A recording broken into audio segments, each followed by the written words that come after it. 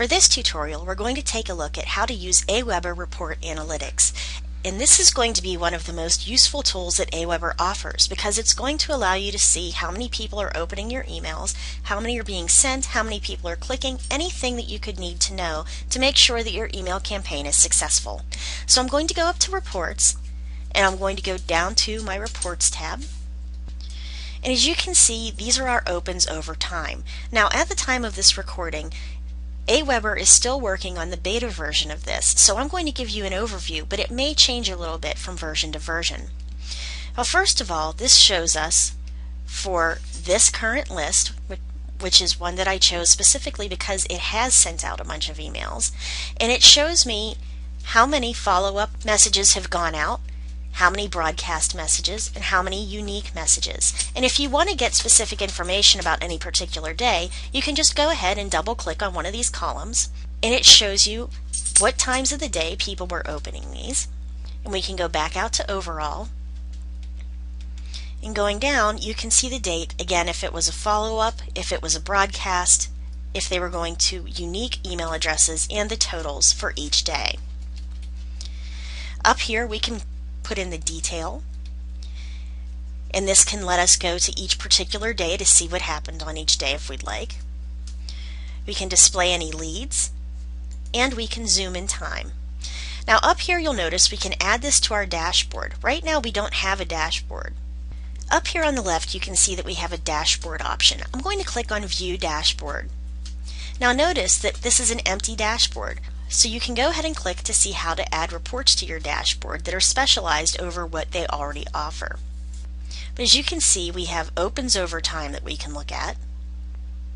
We have clicks over time, and this shows us how many people have clicked in our email. And these are on the links that we've put into our email broadcast, how much revenue it's brought in over time. Then down below, we have list opens over time, list clicks over time, new subscribers, and this can be broken up into daily, weekly, or monthly, how they subscribed, how many verified subscribers you have, if you're doing ad tracking, how many people are subscribed or unsubscribed, what countries they're coming from, which state and countries, which city, state, and countries, etc. We go all the way down through follow-up statuses, follow-up totals, percentages, and then down into broadcast totals and percentages. So basically any information that you're looking at, whether it's where they're coming from, if we look at cities, states, and counties, so you can use the graph up here, and you can look at the charts down here.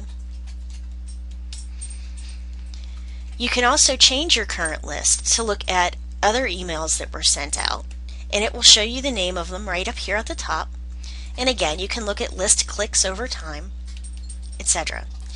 Now the great thing about using these report analytics is that they're going to allow you to see which of your campaigns are the most successful, because if people don't open your emails, then they're not even going to get to the point where they can click through. So look at each email that you have that has a high open amount. See what you did in there. Did you offer something free? Did you give them free information? What was it specifically that brought more people to open your email? And once they got there, where did they go? Did they click on a link that goes straight to your website? Did they automatically buy your item? Did they click on a coupon? So these things are going to allow you to see what is working with your email campaigns. Because you can send out 1,000 emails, but if only 10 people open them, that's not going to do you any good and you've wasted that money. Another good thing when we go into messages is that when you set them up, you can decide whether you want to track the clicks that are in your email or not. And if you didn't do it the first time when you set up your message, you can always go back in later and make sure you click this box down at the bottom. That's going to allow you to track all the clicks of your email message to make sure what is being successful and what isn't. So once you've gotten used to using the reports, you can also go up into Reports and Settings. And this will allow you to enable your sale tracking and custom click tracking through your websites. So this has your website address, and if you want to add the analytics code to your website to see how many people are coming to your website through the email, just put in the name of your website, click on Get JavaScript, and then you're going to copy and paste this text into the HTML of your page directly above the \body tag. And this will allow Aweber to track all the analytics on your website page. And click Save. If you want to get rid of any of these, hit the red X next to it. If you want to add them, click the green cross. Underneath is our sales tracking. This tells us what the page of our site the subscribers are visiting when the sale is complete, meaning did they get to the receipt page and how much was the sale worth. Again, you put in your new goal web page, which would be your receipt page. Put in your goal description, which could be completed purchase. Event type, if the page is hit, if it's a sale, if it's a CPC or a CPM, and the monetary value, and click on Save.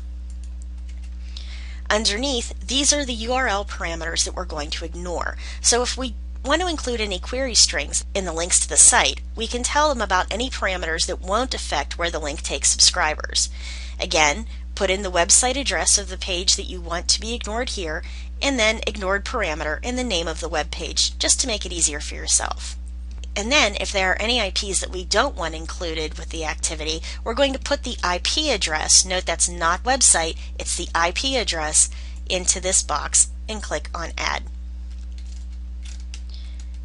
Once we have this set up the way we want it, we can go into our reports anytime and we can see what's going on with all of our email campaigns. So that really makes this a useful tool for your website campaigns. Get in, work with it a little bit, and you'll start to see how this can really help you work. So thanks for listening. I'll see you at the next tutorial.